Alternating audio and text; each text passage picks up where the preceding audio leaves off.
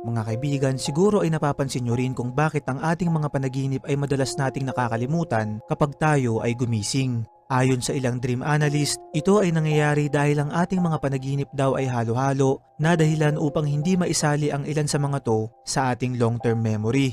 Gayunpaman, may mga panaginip pa din tayong malinaw nating naaalala na ayon sa ilang teorya, ang ibig sabihin nito ay isa itong mensahe sa iyo ng kung sino man ang kasama mo dun sa panaginip.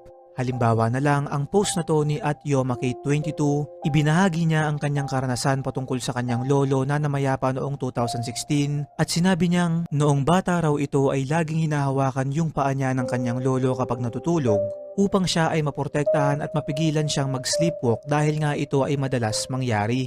Ngayon, nung pumanaw na yung kanyang lolo ay hindi siya nakapunta sa burol dahil nasa Manila daw siya noong panahong yun, ngunit napanaginipan niya yung kanyang lolong hawak-hawak yung kanyang paa at sinabing hindi raw siya bibitawan.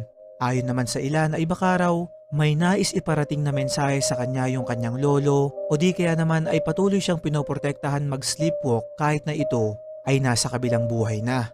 Ikaw kaibigan, may karanasan ka ba patungkol dito?